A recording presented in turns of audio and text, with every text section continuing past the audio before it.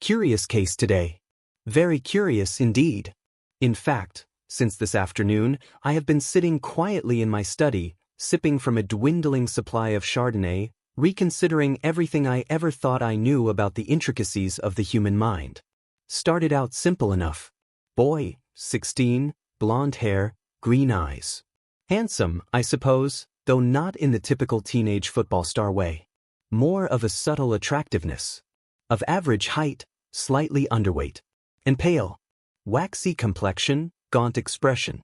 There was a look in his eyes that suggests an underlying layer of resignation, as if he has ceased to care about what happens to him. An expression of guilt, perhaps? Or something else? After seeing what I have seen today, I am inclined to think the latter. He entered with his head down, his hands jammed into the pockets of his jeans. His light, straw-colored hair hung down over his eyes, hiding his face in shadows.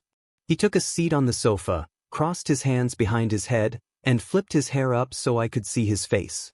I was surprised. This was not the face of a killer, but of a tired and weary soul that has been tossed about upon the stormy ocean of life and weathered the adverse tides. He looked at me in stoic silence, I at him. There was something captivating about those bland, forest-hued eyes. It was as if they were nothing more than a dam, holding back a roaring deluge of emotion. I looked at him for a period of time that was undoubtedly much shorter than it felt, studying the one before me. There, amongst the lines on his face, I read an emotion I could thankfully identify: regret. Here was something, at least, that I was familiar with. Something common to almost every adolescent in a similar position. Not for the sin for which he was here, of course. No, not that. But the fact that he had been attributed with that same sin and made to be held accountable for his atrocities. Finally, I broke the optical connection, looking down at the patient's information. "Mark Beecham, is it?" I asked. I leaned forward from my seat, hand outstretched. "My name is Richard Trimble. My friends call me Rich." My patented don't worry and friends smile was in position, my demeanor lax. I was doing nothing to believe the underlying disgust I felt for the murdering child monster that sat before me, or so I thought. Mark looked down at my hand with barely discernible contempt. "Well, Dr. Trimble," he said, and I was shocked to detect a hint of mocking condescension in his voice. "I don't particularly care what your friends call you, seeing as I am neither counted amongst their undoubtedly minuscule numbers nor wish to be. I am well aware of what you think of me, and I can assure you that my opinion of yourself is only marginally better. So let us drop these pretenses, shall we? I am your patient, you are my counselor, so let us speak freely, unhindered by unnecessary falsity and feigned politeness." My fingers curled back as I withdrew my hand. I fought to bite back a retort, a battle I thankfully won. During my tenure as a teen psychologist, I had been physically attacked, bitten, even urinated upon, but nothing but this boy's brief yet venomous speech had ever elicited the sheer unbidden anger I felt at those words. Flustered and taken aback, I looked down at my clipboard, not because there was anything of particular significance there, but because I could not bear to look at those eyes. I felt quite certain that whatever ounce of regret I had read upon those alien features had been nothing but a trick of my own mind, desperate to relate something about this heteroclite boy to the world I was familiar with and understood. When I looked up at Beecham, I jumped slightly in my seat, though he did not seem to notice. The boy was no longer staring at me with those unfathomable eyes, but was stretched out upon the red leather of the sofa, apparently watching the fan whirl around and around in its infinite rotation. The regret had returned to his face, stronger, and I was sure of its existence this time. And it was mingled with something else: sorrow. And not the worthless, self-pitying sorrow I had seen so often, but genuine, empathetic sorrow. The sorrow one feels at the pain of another human being. "Mark?" I asked, and I pretended not to hear the slight tremble in my voice. "Mark, are you all right?" This was a stupid question, of course, and I berated myself internally for feeling pity, however fleeting, for the monster before me. For a short while, I was utterly convinced he would not answer when he finally spoke. "My girl. She was my girl." But it all fell apart in an instant, like a dandelion puff in the wind. This time, his voice contained none of the subtle, razor-edged sarcasm that had tainted his previous speech. He paused, and I knew he was somewhere far away, far beyond this world. The Twilight Zone, perhaps. I didn't kill her, you see, Mark said, still lying back on the sofa and staring straight up at the ceiling. His voice was calm. Almost manically so, in fact, as if a wave of madness lurked behind his mask of composure, ready to burst forth at any moment. I said nothing. I only sat there in my chair, marveling at the sudden transformation. Beecham shook his head. No, I didn't kill her. He killed her. The other one. The dark one.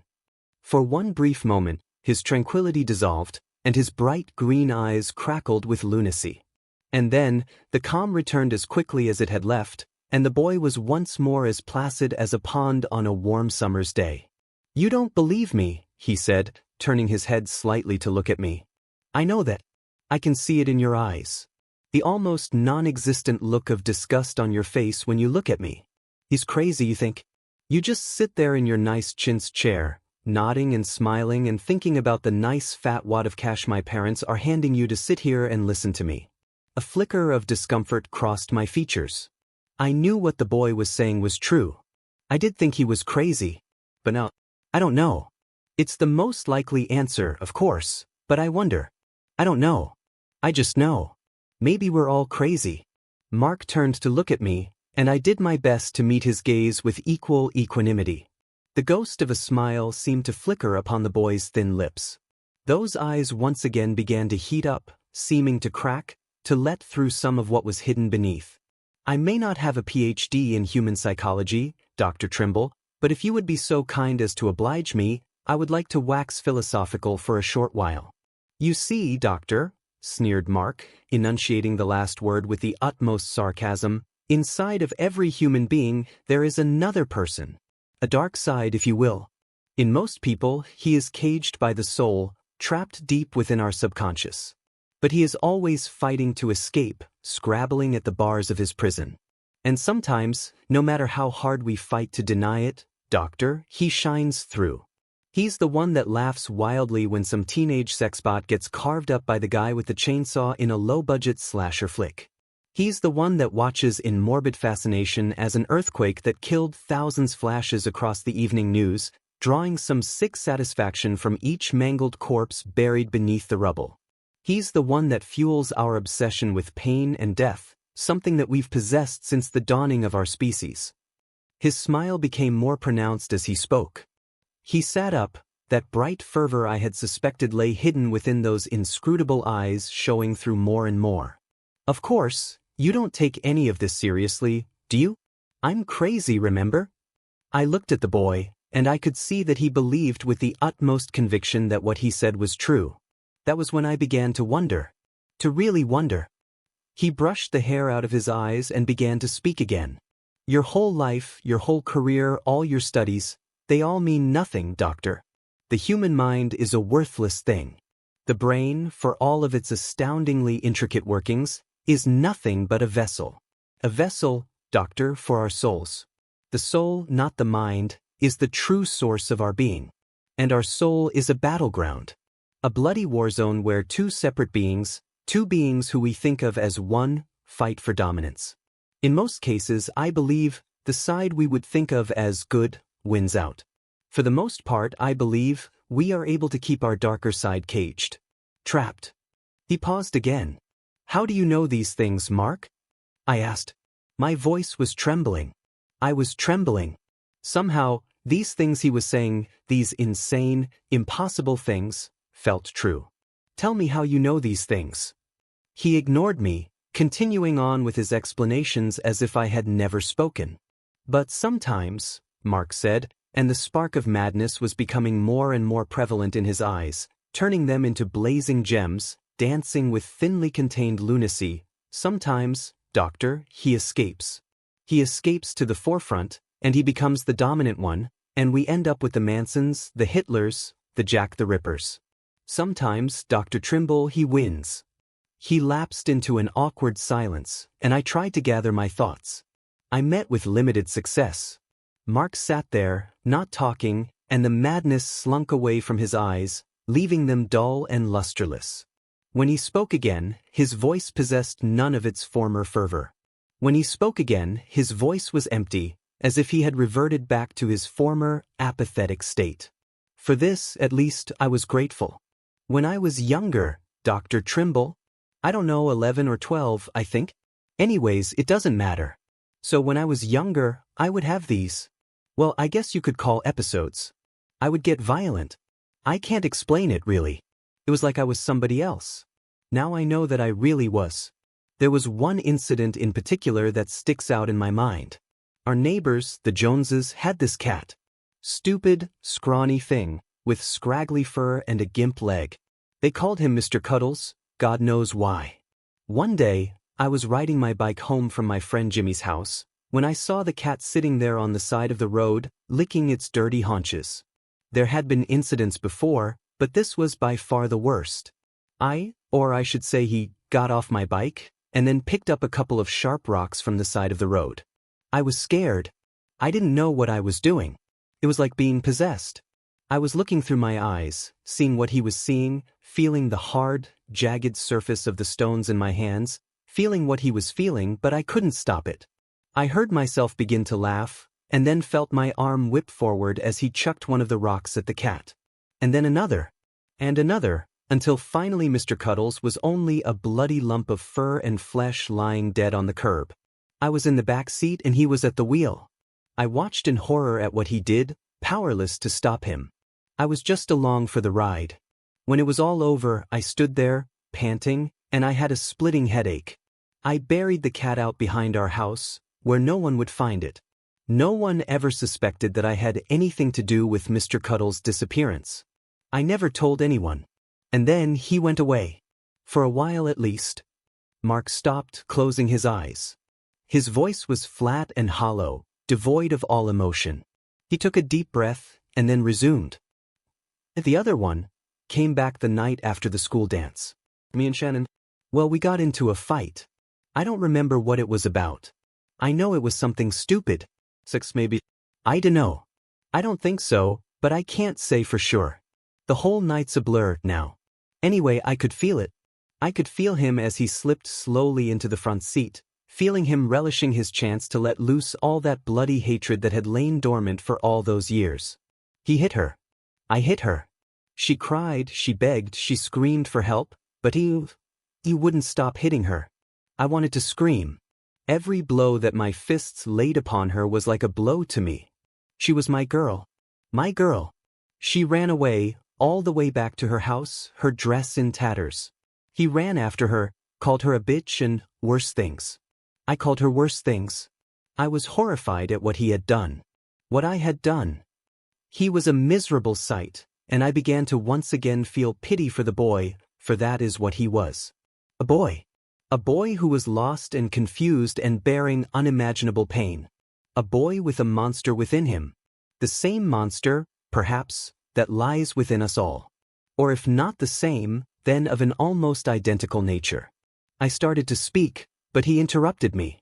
The next day at school, I tried to talk to her. She wouldn't even look at me. No one would.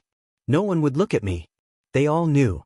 Even my friends, when I tried to talk to them, they found some excuse to drift away. I felt dirty. Diseased. Contaminated. Some of us doctors can't keep him caged. I'm weak. I'm pathetic. I passed her in the hallway and saw that her eye was black. I felt terrible, as if I had been the one to beat her. Because I know deep down I was. I am him and he is me. We are one and the same. Two halves of one coin. It is this duality that defines us all, and no amount of pitiful denial will change that. I knew then that it was over. And so did he. That night I was lying in bed, flipping through the channels when it happened. He sat up, turned off the TV and went downstairs. I tried to stop him. I knew what he was going to do. But of course I was powerless. I said, I'm worthless. I'm weak. He took a knife from the kitchen and walked outside, blade gleaming silver in the moonlight. I felt the cool plastic of the hilt clutched within my hand. His mind, our mind, was filled with anger and bloodlust. Her father wasn't home. He took the key from beneath the place she had shown me when she loved me, beneath the welcome mat, and we went inside. Slowly, discreetly, emotion began to seep into his voice, and his eyes danced with gleeful insanity. This was not the sorrow I had seen before, but a sick and poisonous delight. He sat up straight, looking at me. I felt my heart speed up, felt cool fear wrap around me. His face slowly split into a wide grin. "I killed her," the Dark One said, his smile as wide and wild as that of the Cheshire Cat in Lewis Carroll's classic story. "I stabbed her. I watched the blood pour out of her breast in a crimson ribbon, and I laughed." He stopped, letting out a childish giggle. "And I didn't just stab her. I mutilated her. I ripped that bitch to shreds." "How she screamed," he exclaimed, his voice rife with glee. "It was music to my ears, Dr. Trimble. She was his girl, but now she ain't no one's girl. She's dead, Doctor. Dead as old Jacob Marley, dead as a doornail, dead as King Tutankhamun. She's gone, Dr. Trimble, and he's gone too." He giggled again, enjoying his own private joke. I was frozen in place by the horrific demon before me.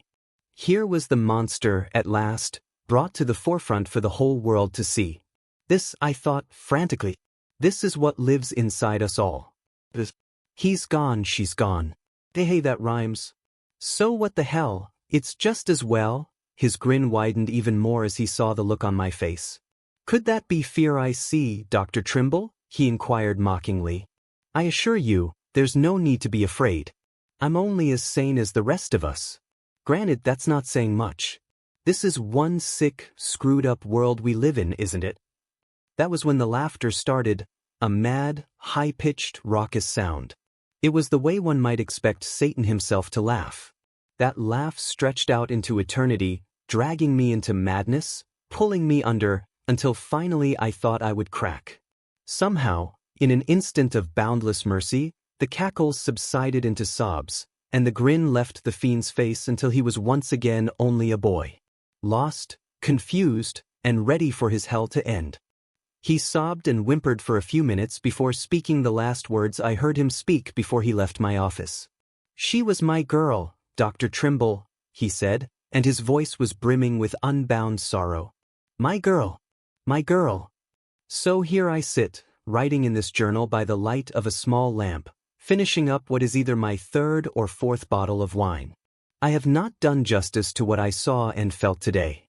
It would, I believe, take a writer far beyond my mediocre skill to truly convey what I have felt. I am, after all, a psychologist, not an author, but even that means nothing now. I am quite convinced that the boy was right. The mind exists only to contain the soul, and that, I am sure beyond the shadow of a doubt, can never be understood. And after witnessing what I have, never do I believe it should be.